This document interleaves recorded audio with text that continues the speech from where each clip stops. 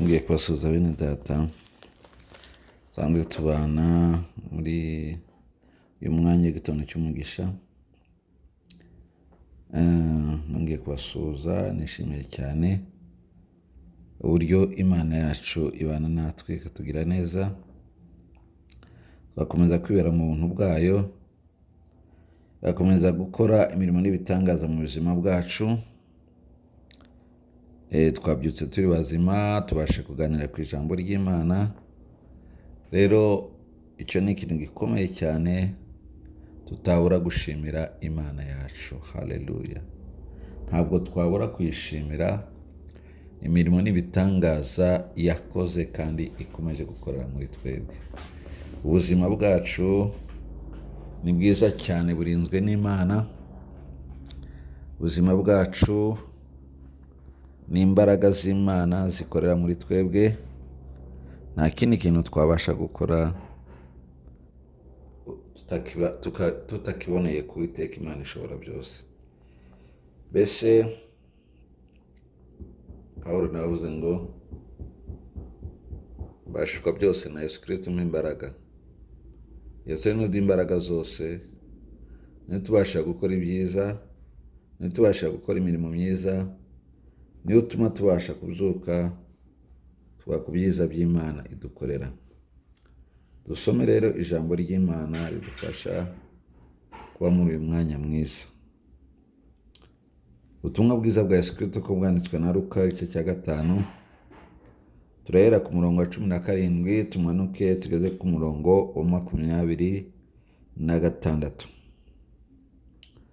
Yesu akiza ikirema. Nuko ku munsi umwe muri iyo yarigishaga, abafarisayo n'abigisha amategeko bari bicaye aho bavuye mu birorero byose by'i Galilaya n'i Yudaya n'i Yerusalemu, kandi imbaraga z'Umwami Imana zari muri we zo kubakiza. Nuko abagabo bazana umuntu mu ngobyi waremaye, bashaka kumwinjiza ngo bamushyire imbere ye. Babuze aho bamwinjiriza kuko abantu bahuzuye, burira hejuru y'inzu bamucisha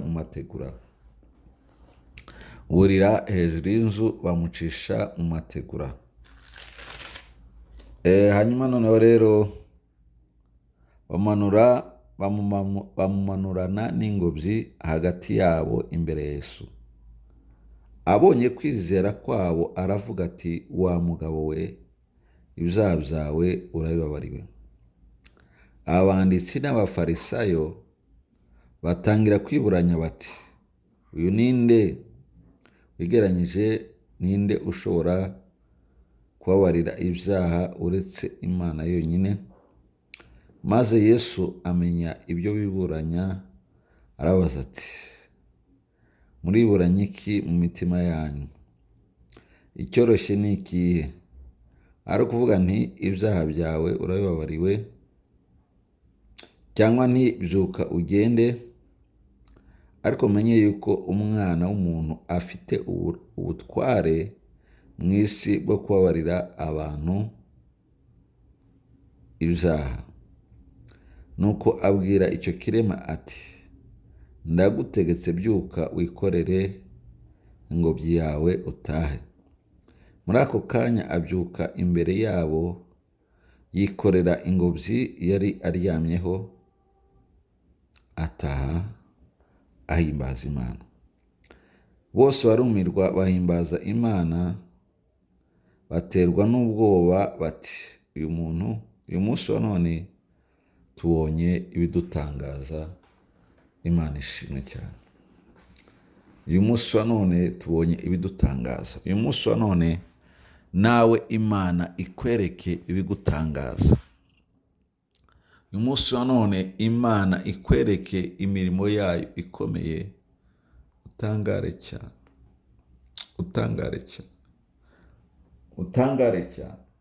Utangarize n'abandi gukomera kw'Imana. Utangarize n'abandi kugira neza kw'Imana. Utangarize n'abandi ibyo wiboneye n'amaso yawe Imana ikorera muri wowe. Imana ikora ku buzima bwawe. Imana ikora ku mubiri wawe. Imana yigaragaza mu bintu byose, mu bintu bitandukanye, utange ubuhamya bukomeye uyu munsi wa none ku by'Imana igiye guhindura, ku by'Imana igiye kurema, ku by'Imana igiye gukora, kuko Imana yacu irashoboye, Imana yacu niyo kwizerwa, Imana yacu ifite imbaraga. Lanko la biske brelebon antrosa kilevegre.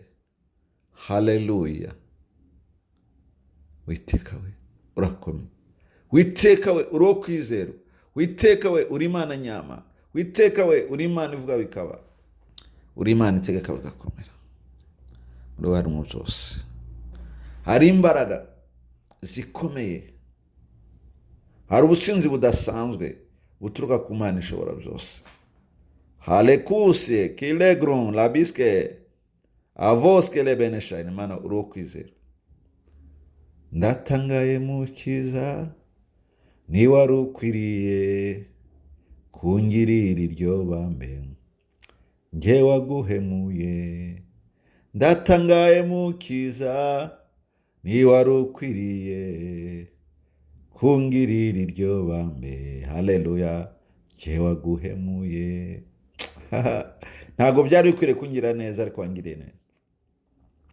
Tubonye amagambo yanditswe muri kino gitabo mu butumwa bwiza bwa Yesu Kristo kuko bwanditswe na Luka mu gice cya 10 mu gice cya 5. Twasomye duhere ku murongo wa 17 kugeza ku murongo wa 26. Havuga umugabo wizeye wari waramugaye, ahekwa mu ngobyi, ajyanwa aho Yesu yarari, kubera ko yamenye ko Yesu Kristo arimo gukora imirimo n'ibitangaza. Arabisobanukirwa cyane, arabyizera. Haravuga ngo nta hantu hakirira uretse kuri Yesu. Ngo aragenda. Nukuvuga ngo uyu muntu yasabye abantu ko bamuheka. Aravuga ati mumeke bene data, mumeke le contrasi le greneshine, mumeke munshire mu ngobyi, hanyuma munjyane kuri Yesu. Ntugaterane mwene so ageze mu byago, ntugaterane mwene so wagize intambara, mwene so wahuye n'ibibazo bikomeye, muheke mushyire mu mugongo, mujyane kuri Yesu, mwegereze Yesu cyane. Hari igihe umuntu ahura n'intambara n'ibibazo akabona ko Yesu Kristo atagifite imbaraga, atagifite ubushobozi, ariko muheke, mwegereze Yesu, mukundisha Imana, mwibutse ibyiza Imana yakoze, mwibutse imirimo y'Imana. Bene se baramuhetse, bamujyana kuri Yesu, ariko basanga ari inzitizi zikomeye kugira ngo bamugereho.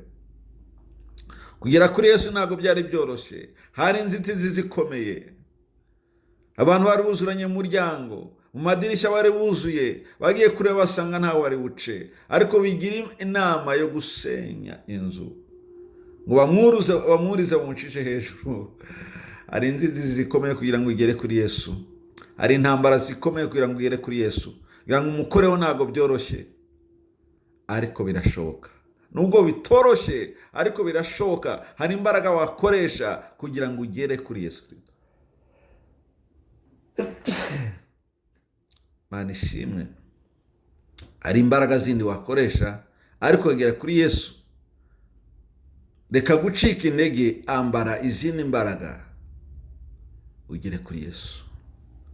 Icyo bamufashije, bene se baramusamuye, bageze hejuru y'inzu barasenya. Nabonye abantu bagira kwizera, nabonye abantu badasanzwe basenya n'inzu batubatse, basenya n'inzu batagize mu ruhare kugira ngo ibeho, basenya n'ibintu bitari ibyabo.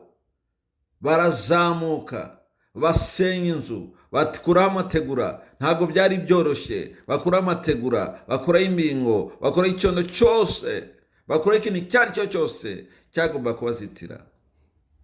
Imana igushoboze gukuraho ikintu cyose cyakuzitira kugera kuri Yesu, cyakubuza kugera ku mwami wawe, cyakubuza kugera imbere ye. Langa silebo adrole greneshine.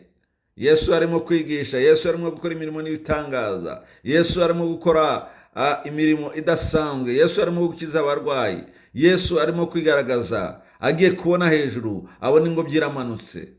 Abantu baratungurwa cyane, babona ingobyi iramanutse mu gisenge, babona ibintu bidasanzwe, babona imirimo n'ibitangaza, barumirwa cyane.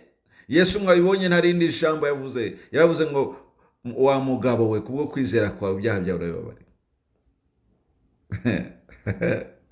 Ndatangaye cyane. Abantu babyumve, abanditsi n'abafarisayo bari bateraniye aho ngaho bamushungereye, bashaka kugira ngo babone gusa ibyo ari bukore, babone ibyo bamurega. Nta kindi kintu cyatumaga abanditsi n'abafarisayo basanga Yesu kwarugira ngo babone ibirego bamurega, ntabwo kwarugira ngo bamwizere, ntabwo ariko baramwizeye, ahubwo kwarugira ngo babone ibirego bamurega. Ntabwo abantu bose bazagukunda mwene data, ntabwo abantu bose bazakwishimira, na Yesu umukiza wawe ntabwo bamwishimiye, ntabwo abantu bazanezezwa n'imirimo ukora. Abantu bose byanze kunze, hari abantu bazayipinga, hari abantu bazabyanga, hari abantu bazaguca intege. Na Yesu bamuciye intege, na Yesu yaciwe intege n'abanditsi ndetse n'abafarisayo, ariko arakomeza, ministeri ye arayikora kandi ayikora neza. Nawe komeza kwizera kwawe, komeza imbaraga ziri muri wowe zigwire kandi zibe nyinshi cyane. Haleluya. Imbaraga zawe ziyongere cyane, kugira neza kw'Imana be kuri wowe. Shimwa Yesu, shimwa cyane, shimwa Yesu kuko uri mwiza, shimwa Yesu ko ushobora byose, shimwa Yesu ko ntakibasha kurogoya umugambi wawe, shimwa Yesu kuko uri Imana nziza, shimwa Yesu ko uri Imana ishobora byose kandi uri Imana kwizera. Haleluya. Ngo abanditsi n'abafarisayo baravuga bati, uyu muntu ni muntu ki wegereranyije uvuga ko abasha kubabarira ibyaha? Ariko impamvu bavugaga aya magambo nuko batari bamuzi. Ntabwo bari bazi umuntu babana nawe, ntabwo bari bazi yuko ari Imana ubwayo, ni Imana bwite ibasha kubabarira ibyaha, ibasha guhanaguraho abantu ibyaha byabo. Icyampa tugasobanukirwa Yesu Kristo tubana nawe umunsi ku wundi, icyampa tukamenya neza iby'uyu mugabo, icyampa tugasobanukirwa neza umukiza wacu. Yesu mwaravuga ati, ariko burya umwana w'umuntu mfite n'ubutwari bwo kubabarira ibyaha. Ntabwo mubizi, ariko ubwo nabwo nanabuhawe.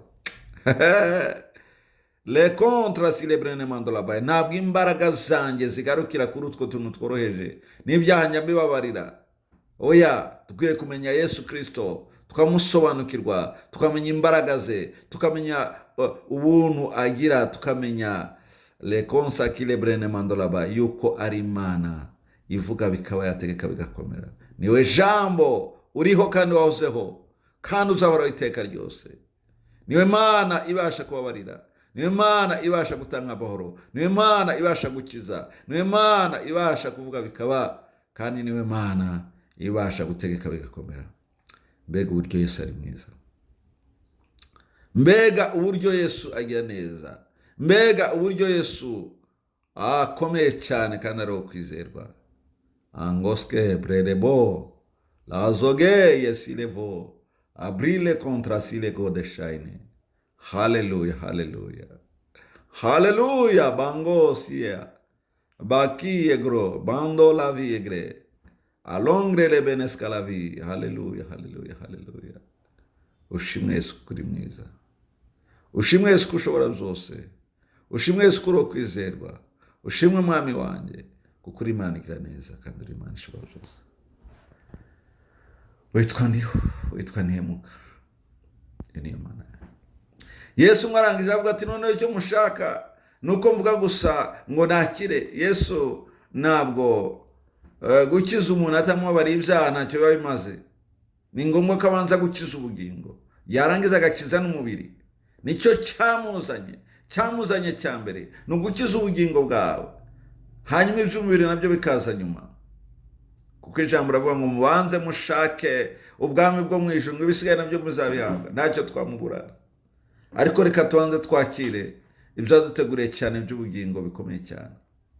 Mwami we shimwa, mwami we turagushimiye, dushimiye izina ryawe rikomeye, dushimiye kuri umunyembaraga, dushimiye kuri intwari mu ntambara, dushimiye kugira neza cyane ibihe byose, kandi uri uwo kwizerwa ibihe byose. Yesu nuhabwe icyubahiro, imbaraga zawe nizigaragare Data wera. Uyu muntu biratubwira ngo yahise ahaguruka ako kanya ku bw'itegeko Yesu atanze, yahise ahaguruka ngo arahaguruka yikorera uburiri bwe, yikorera ingobyi bamuhetsemo, arayikorera we ubwite, aravuga ati ndagiye. Ngo ahimbaza Imana cyane, agenda ahimbaza Imana cyane. Yari umuntu wari waramugaye, nta kintu abasha kwikorera, kuko nubwira ngo agira aho ajya nuko bamuhekaga. Ariko ngo ahaguruka ahimbaza Imana, abyinira Yesu, avuga gukomera kw'Imana, arangije aragenda. Ngo abantu babibonye baravuga bati uyu munsi wa none tubonye ibitangaza. Alakise libene janto lavaya. Uko byagenda kose ibitangaza birakoreka, imbaraga z'Imana zirakora, kandi abapingaga ibyo bitangaza bazagira aho babone ko Imana igira neza kandi ishobora byose. Mu izina rya Yesu Kristo, Mana ushimwe cyane, bana natwe umunsi wa none, gendana n'abantu bawe Mana data wera, abo tubana cyane muri iki gitondo cy'umugisha, wamugisha mu byo bakora byose, mu izina rya Yesu Kristo. Abarwayi bakize Mana data wera, abafite ubumuga nk'ubu ngubu ubakoreho cyane nyagasani Mana, kubw'imbaraga zawe Mana, wesha icyubahiro Mana. Ibyiza Mana waduteguriye umunsi wa none ubiduhe, kandi nyagasani Mana usoreze abantu bose amasezerano wasezeranye nabo, kuzabagira neza, kuzabatabara. Abari bihebye Mana nubarengere, abari bacitse intege basubizemo imbaraga, abari babuze amahoro baha amahoro, mu izina rya Yesu Kristo Nazareti. Twone bundi bushya twese Mana, tuzongere guhura mu gitondo cy'ejo dushima izina ryawe. Urakoze kutugire neza kandi tubere umutabazi mwiza, mu izina rya Yesu Kristo. Amen. Amen.